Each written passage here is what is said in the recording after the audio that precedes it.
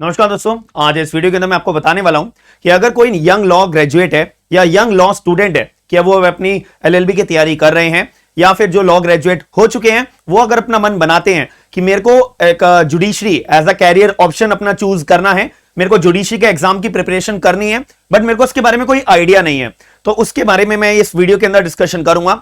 दूसरे वो लोग जो अपना जुडिशरी का एग्जाम का अटेम्प्ट एक दो बारी दे चुके हैं लेकिन उनमें उनके मन में इनसिक्योरिटी है कि मेरे को कोई गाइडेंस नहीं मिल पा रही है, सही ढंग से नहीं मिल पा रही है कि मैं अपना एग्जाम कैसे क्रैक कर सकता हूं, प्रीलिम्स का, मेंस का, इंटरव्यू का, क्या स्ट्रैटेजी मुझे अपनानी चाहिए।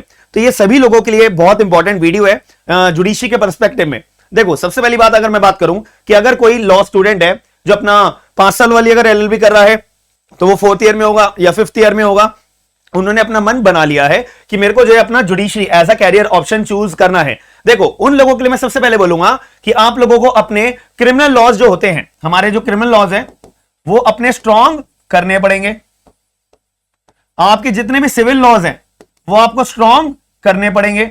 जैसे कि अगर मैं क्रिमिनल लॉ की बात करूं कि यहां पे हमारा सीआरपीसी, आईपीसी, एविडेंस और इसके साथ में आपको भारतीय न्याय संहिता, भारतीय नागरिक सुरक्षा संहिता और भारतीय साक्ष्य अधिनियम, जी आपको सारे पढ़ने पड़ेंगे। आपको सीआरपीसी भी पढ़ना है, साथ साथ आपको बीएनएसएस भी पढ़ना है, आपको आईपीसी भी पढ़ना है, आपको भारतीय न्याय संहिता भी पढ़ना है, आपको एविडेंस भी पढ़ना है, आपको भारतीय साक्ष्य अधिनियम भी पढ़ना है। यह बात को हमेशा याद रखिएगा। कोई भी आपको कुछ भी बोले कि नहीं नहीं पुराना सीआरपीसी पढ़ने की जरूरत नहीं है, पुराना आईपीसी पढ़ने की जरूरत नहीं है, पुराना एविडेंस पढ़ने की जरूरत नहीं है, तो आपकी लाइफ में बहुत ज्यादा डिफिकल्टी आ जाएगी। आपको स्ट्रेटेजी क्या अपनानी है कि मान लेते हैं कि अगर मैं सीआरपीसी के अंदर एंटीसिपेटरी बेल का कंसेप्ट पढ़ रहा हूं या पढ़ रही हूं, अब एंटीसिपेटरी बेल का कंसेप्ट हमारे को पुराने वाले सीआरपीसी में कहां डिफाइन है, पहले आपको यह फाइंड आउट करना है कि मेरे को डिफाइन है सेक्शन नंबर 438 के अंदर।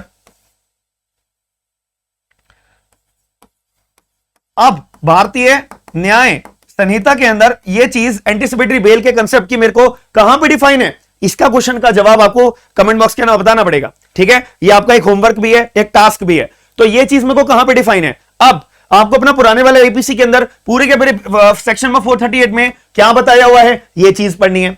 फिर आपको अपना नया कानून के अंदर एक तो सेक्शन पता लग जाएगा। आपको सेक्शन पता कैसे लगेगा, मैंने कंपैरिजन टेबल बहुत अच्छे से बना रखी है, आप लोग मेरा एप्लीकेशन डाउनलोड कर लो। वहां के फ्री स्टडी मटेरियल के अंदर मैंने सारे के सारे सब्जेक्ट्स की, बीएनएस की, बीएनएसएस की और बीएसए की कंपैरिजन टेबल बना रखी है कि हमारे पुराने कानून में ये सेक्शन जो ये अपना प्रोविजन बताता था ये नए कानून में कहां पे चला गया है। और दूसरी बात, आप लोग एक अपना क्रिमिनल मैनुअल अपने हाथ में लेके बैठा करो। ये क्रिमिनल मैनुअल ऐसा आता है, अलग अलग ऑथर्स का आता है, आपको जो ऑथर ठीक लगे, ठीक है, आप उसका परचेज करके अपने हाथ में ये रखा करो। इसके अंदर आपको सारे पुराना और नया कानून के बारे में अपना पढ़ने में बहुत ही ज्यादा इजी हो जाएगा। सबसे मेन टारगेट आपका ये होना चाहिए, सबसे पहला टारगेट कि आपको एंटीसिपेटरी बेल जो भी कॉन्सेप्ट आप पढ़ रहे होंगे, ऐसी आईपीसी का आपको कोई टॉपिक पिक करना है, ऐसे आपको एविडेंस का कोई टॉपिक पिक करना है। इससे क्या है, अभी आप रियलिटी समझो कि जो नए कानून आएंगे वो बड़े से बड़े कोई जज साहब क्यों ना होंगे उनको भी पढ़ने पड़ेंगे, बड़े से बड़े वकील साहब क्यों ना होंगे उनको भी वही सब्जेक्ट अपना नया कानून पढ़ना पड़ेगा। हमारे जैसे जो लॉ ग्रेजुएट्स होंगे, एडवोकेट्स होंगे और जो जुडिशरी की तैयारी कर रहे होंगे, सभी को अपना नया कानून पढ़ना पड़ेगा। तो जितना जल्दी आप अपने नए कानून के अंदर पुराने कानूनों के साथ साथ अपना कमांड बना लोगे, आपसे बेहतर कोई नहीं होगा। याद रखना मेरी बात, इसलिए मैं कह रहा हूं कि ये अभी हाथों हाथ अपना कमांड आप बनाते चलोगे, पढ़ाई आपके लिए बहुत ज्यादा इजी हो जाएगी। अब आ जाते हैं हमारे सिविल लॉज की तरफ। सिविल लॉज में हमारा एक आ जाता है सीपीसी आ गया, हमारा लिमिटेशन एक्ट आ गया, हमारा कॉन्ट्रैक्ट, एसआरए, टीपीए, ठीक है, और इसी का ही अपना एविडेंस का सिविल का पार्ट होता है, एविडेंस, ठीक है, एंड अपना एक पार्टनरशिप। और कहीं कहीं पे ना पार्टनरशिप की बजाय एलएलपी भी पूछा जाता है। जैसे दिल्ली का अगर मैं पेपर देने जाऊंगा तो वहां पे पार्टनरशिप की बजाय एलएलपी पूछा जाता है, बट आपको पार्टनरशिप आता है, एलएलपी आप बहुत इजीली कर लोगे। ये अपने सिविल के कानून हो गए।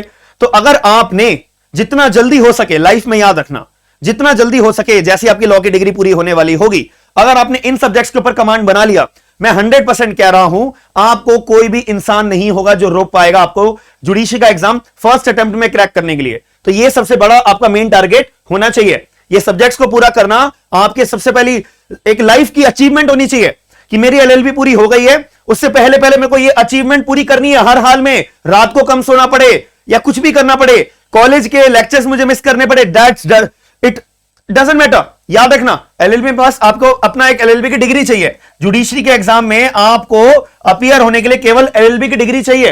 अब वो कैसे भी हो, एलएलबी की डिग्री में आपकी 90% आई हो, डजंट मैटर, आपके 45% आए हो, डजंट मैटर, आपके पास एलएलबी की डिग्री होनी चाहिए, साथ में ये सिलेबस आपका कवर अप होना चाहिए। फिर आपका एक मेन टारगेट रह जाएगा, आपको हिंदी एंड इंग्लिश में अपनी कमांड बनानी पड़ती है, आपको हिंदी एंड इंग्लिश में अपनी कमांड बनानी पड़ती है। ठीक है, हिंदी इन एंड इंग्लिश एक बहुत बड़ा रोल प्ले होता है। जब आप अपना ये सब काम कर लोगे, फिर इसके बारे में मैं आपको बात बताऊंगा हिंदी एंड इंग्लिश के लिए। और इन द मीन टाइम आपने जैसे कि कोई भी सब्जेक्ट अपना कंप्लीट कर लिया, अब आपको अपना टेस्ट लेना है कि यार मैंने अपना सीआरपीसी पढ़ लिया या आईपीसी पढ़ लिया या अपना एविडेंस पढ़ लिया या सीपीसी पढ़ लिया, लिमिटेशन पढ़ लिया, कॉन्ट्रैक्ट पढ़ लिया, एसआरए पढ़ लिया, पार्टनरशिप पढ़ लिया, टीपीए पढ़ लिया। ठीक है, तो मेरे को अपना टेस्ट लेना है। आप अपने एक गोल बना के चलिएगा। आप मान लेते हैं दिल्ली में रहते हो, आप अगर दिल्ली में रहते हो, मैं एग्जांपल दे रहा हूं, ठीक है, दिल्ली के आसपास कौन कौन से पेपर देने जा सकते हैं? हरियाणा, आप हरियाणा, दिल्ली, हरियाणा के बॉर्डर पे आपकी पोस्टिंग लगेगी स्टार्टिंग में। ठीक है, उम्मीद है। और आप और कौन सा पेपर देने जा सकते हो? यूपी का पेपर देने जा सकते हो। ठीक है, आप और कौन सा पेपर देने जा सकते हो? पंजाब का पेपर देने जा सकते हो। बट पंजाब में क्या है ना, लैंग्वेज बैरियर होता है। पंजाबी आपको 10वीं 12वीं के अंदर आपने पंजाबी पढ़ी होनी चाहिए। ठीक है, और आप राजस्थान का पेपर देने जा सकते हो। ठीक है, आप एमपी का पेपर देने जा सकते हो, आप झारखंड का पेपर देने जा सकते हो। ठीक है, और कौन सा पेपर बचा हमारा? और आप उत्तराखंड का पेपर देने जा सकते हो। ठीक है, उत्तराखंड जुडिशियल सर्विस का पेपर देने जा सकते हो। ठीक है, तो ये मेजर स्टेट्स हैं जिसमें आपको अपना टारगेट अपना सेट करना पड़ेगा कि मेरे लिए एक ड्रीम जॉब मेरी कहां पे होगी। मैं दिल्ली में पेपर देने जाऊं, या मैं अपना दिल्ली अगर मेरे 1-2 साल में नहीं आ पा रहा है तो मैं खाली थोड़ी ना बैठा रहूंगा कि एलएलबी की डिग्री मेरी पूरी हो गई, मैंने सारे सब्जेक्ट्स अपने कमांड बना के पूरे कर लिए और मैं भाई साहब अपना 1-2 साल तक बैठा हुआ हूं कि दिल्ली आएगा, दिल्ली आएगा। भाई इतना टाइम में वेस्ट मत करना, दिमाग वेस्ट मत करना। आधे से ज्यादा दुनिया बोलेगी कि एक ही स्टेट पकड़ी हो, एक ही स्टेट का पेपर देके आओ। अरे भाई, अगर मान लेते दिल्ली का पेपर 2 सालों से नहीं आया तो मैं खाली बैठा रहूंगा। इससे बेहतर है ना आप हरियाणा का पेपर देने का ट्राई करो, आप राजस्थान का पेपर देने का ट्राई करो। ठीक है, अब आपको अपना मेन टारगेट बनाना है। पहला, सबसे पहले अपनी चील की आंख की तरह अपना टारगेट पे हमेशा निशाना रखना है कि दिल्ली अगर मेरा टारगेट है, केवल दिल्ली का टारगेट बनाना है मुझे। लेकिन अगर दिल्ली कुछ टाइम तक नहीं आ रहा है, डिले हो रहा है, वैकेंसी अपडेट नहीं हो रही है, देन आप क्या करो, पहले तो दिल्ली के पीवाई को सॉल्व करने हाथों हाथ। मार्केट में हजारों तरह की बुक आती है कि मान लेते हैं कि आपने सीआरपीसी, आईपीसी, एविडेंस कोई भी सब्जेक्ट अपना कर लिया, फिर आपको टेस्ट लेना है अपना, सीधा बुक परचेज करनी है आपको। कोई भी बहुत तरह की बुक आती है कि दिल्ली के पीवाईक्यू मेरे को सब्जेक्ट वाइज मिल जाए एक ही बुक में, कि अगर सीआरपीसी के अगर मैं क्वेश्चन सॉल्व करने बैठ रहा हूं तो दिल्ली के अंदर सीआरपीसी के कौन कौन से कितनी बार कौन सा क्वेश्चन पूछा गया है, आईपीसी में कितनी बार कौन सा क्वेश्चन पूछा गया है, एविडेंस में कितनी बार, कॉन्स्टिट्यूशन में कितनी बार। हाँ, मैंने कॉन्स्टिट्यूशन तो यहां लिखा ही नहीं है, यहां कॉन्स्टिट्यूशन भी डाल लो भैया, कॉन्स्टिट्यूशन तो सबसे जरूरी है। आप याद रखना, अगर आपके सिलेबस में कहीं पे भी कॉन्स्टिट्यूशन अगर नहीं लिखा हुआ है, प्रीलिम्स में नहीं लिखा या मेंस में नहीं लिखा, इसका मतलब ये नहीं है आपका कॉन्स्टिट्यूशन आपको पढ़ना नहीं है, इंटरव्यू में लेनी देनी कर देंगे आपकी। दूसरी बात, मेंस का आंसर कोई भी, क्रिमिनल लॉ का, सिविल लॉ का, अगर कोई भी आंसर आप लिख रहे हो, कॉन्स्टिट्यूशन को रेफर करना बहुत जरूरी है मार्क्स गेन करने के लिए। तो हमेशा याद रखना, कॉन्स्टिट्यूशन पढ़ना is very very very very mandatory. याद रखना मेरी बात, ठीक है।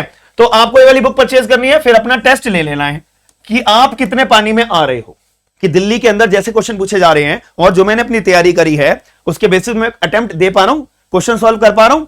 जो गलती है, जैसे कि मेरा एक क्वेश्चन गलत हो गया, मैंने वो मार्क करा, फिर मैंने बेरक खोला, फिर मैंने अपना बुक को पढ़ के देखा, सुप्रीम कोर्ट के कोई रिसेंट डेवलपमेंट आए, जजमेंट्स आए, वो मैंने पढ़े, फिर मैंने चेक करा कि हाँ यार मैंने क्या गलती करी थी। यही अपना सेल्फ असेसमेंट होता है। इस तरह से आपको अपनी तैयारी करनी है हर सब्जेक्ट की। साथ साथ अगर आपने दिल्ली के पीवाईक्यू कर लिए, एक बार ही राजस्थान का भी देख लिया कि आपको अगर दिख रहा है कि राजस्थान का पेपर हर साल आता है, तो अगर दिल्ली नहीं आया तो चलो मैं राजस्थान का तो फॉर्म भर के एक बार अपना पेपर तो देख आऊं, आगे क्या होगा क्या नहीं होगा वो टाइम बताएगा। बट एटलीस्ट जो मेरे भी हाथों में अपॉर्चुनिटी दिखाई दे रही है, जहां मैं जा सकता हूं, 200-300 किलोमीटर दूर है राजस्थान दिल्ली से, मैं जा सकता हूं, तो क्या बुरा है इसमें, बिल्कुल जाया करो। आप ये मत वेट करो कि अगर मैंने दिल्ली 2-3 साल तक अगर नहीं आया क्या करोगे भाई, अगर एज लिमिट निकल गई फिर क्या करोगे। इन द मीन टाइम जो आपके पास हाथ में अपॉर्चुनिटी आ रही है उसको तैयारी करो। ऐसी राजस्थान की बुक ले लो, एक ऐसी हरियाणा की बुक ले लो। जितने ज्यादा क्वेश्चन की प्रैक्टिस करोगे उतना हाथ आपका बैठेगा, स्ट्रांग होगा सब्जेक्ट के ऊपर। अलग अलग स्टेट के आपको पेपर्स अपना सॉल्व करने बैठोगे उतना ज्यादा आपका हाथ स्ट्रांग बनेगा, कोई हराने वाला आपको होगा नहीं। इतने सारे क्वेश्चंस का आप अगर प्रैक्टिस कर लोगे 100% आपको कॉन्फिडेंस लेवल बहुत ज्यादा हाई होगा, बहुत ज्यादा हाई होगा।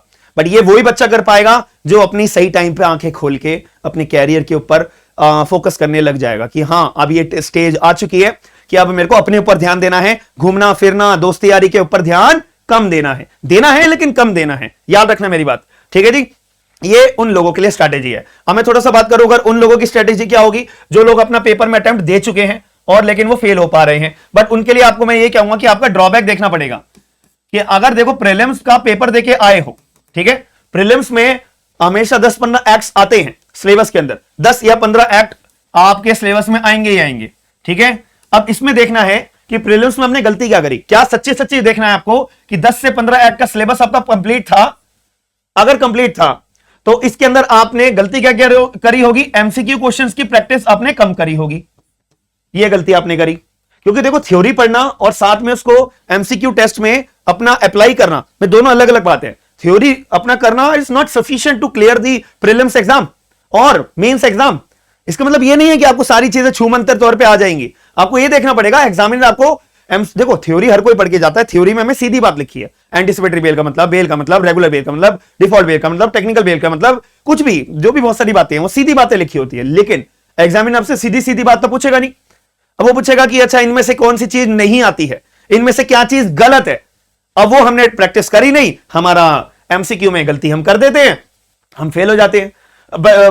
हमने पढ़ाई करी होती है तब भी। बट मेरे नजर में जितने मैंने बच्चों से बात करी होती है सब लोग ये बातें बोल के जाते हैं, सर देखो 15 सब्जेक्ट आने थे, मैं तो केवल 8 सब्जेक्ट करके गया था, मैं तो केवल 7 सब्जेक्ट करके गया था, राम भरोसे, ठीक है, तो मेरा पेपर निकल जाए। तो आप खुद बताओ, जुडिशरी है ये, कोई आपका कॉलेज का एग्जाम तो है नहीं, कोई छोटा मोटा एग्जाम तो है नहीं कि आप आधे अधूरा सिलेबस करके जाओगे और आप भगवान के भरोसे जा रहे हो और अपना पेपर क्लियर हो जाओगे। नहीं, भगवान भी उन्हीं का साथ देता है जो अपनी मेहनत करके जाता है कि अगर 1-2 क्वेश्चन का अगर कोई डामाडोल होगा, चल बच्चे को भगवान की दुआ से हम पास कर देंगे।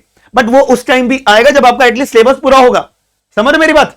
अब आपका आधा अधूरा सिलेबस है और अपनी गलती आप किसी और पे डालो कि राम भरोसे हमारा पेपर क्लियर हो जाएगा, ऐसा नहीं हो सकता। सॉरी, ऐसी कोई शक्ति नहीं है। याद रखना मेरी बात, आपको अपने ऊपर फोकस करना पड़ेगा, मेरी गलती क्या थी।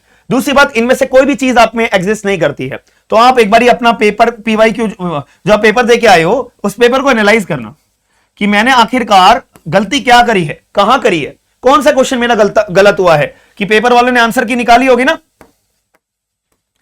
और आप जो पेपर देके आए होंगे उसकी ओएमआर शीट आपके पास होगी, वो जो कार्बन कॉपी होती है, उसके अंदर मेजर करना कि इस क्वेश्चन का आंसर मैंने सही आते आते भी गलत कर दिया। होता है ऐसा कि मेरे को सही आते आते मैं गलत कर देता हूं, उसमें से मेरा मार्क्स कम हो जाते हैं, पेपर मेरा रह जाता है। तो ये गलतियां कौन करते हैं? जो लोगों के अंदर प्रैक्टिस, एमसीक्यू की प्रैक्टिस जो कम करके जाते हैं। याद रखना। अब लोग सोच रहे होंगे मैं कौन सी बुक से तैयारी करूं। भाई बुक मैटर नहीं करती, बल्कि आप कितनी बुक कर रहे हो, कितनी बुक आप करके जा रहे हो, यह मैटर करता है। कितनी बुक्स करके जा रहे हो, ये सिंगल लेक्सेस नेक्सेस, ये करो वो करो, ऐसे करो ऐसे करो, सब भाई सारे क्वेश्चन सेम होते हैं, सारे ऑथर्स के द्वारा बुक लिखी जाती है। आपको करना है एक तो कितनी बुक, साथ में पीवाईक्यूज, बस और कुछ नहीं करना आपको, और कुछ नहीं करना। बस ये करके देख लो एक बारी, पेपर दे के आओ। अगर आपका पॉजिटिव रिजल्ट ना आए तो आप जो बोलोगे मेरे को कमेंट बॉक्स में बता देना, मैं करने को रेडी हूं। याद रखना मेरी बात, ठीक है जी। चलो, आई होप आपको थोड़ा सा क्लैरिटी आई हो। मेंस के लिए मैं अलग चीज लेके आऊंगा, ठीक है, मेंस के लिए मैं अलग चीज लेके आऊंगा, अलग आपको एक स्ट्रैटेजी बताने के लिए क्लियर रूप से क्वेश्चन कैसे किस तरह का पूछा जाएगा, कैसे पूछा जाएगा, और इसमें मेरे को कितना लिखना है, क्या लिखना है, क्या केस लॉ डालना जरूरी है नहीं है, इतने मार्क्स का क्वेश्चन होगा तो मैं क्या लिखूंगा, वगैरह वगैरह। ठीक है जी, इसके बारे में बाद में बात करेंगे। बट आई होप आपको ये वीडियो पसंद आई होगी। वीडियो को लाइक जरूर करिएगा, चैनल को सब्सक्राइब करके लोगों को अपडेट जरूर करिएगा, और सब्सक्राइब करे में ना मत जाइएगा, ये नया चैनल है, आपके सपोर्ट की जरूरत होती है। हम मिलते हैं नेक्स्ट वीडियो के अंदर। थैंक यू, धन्यवाद।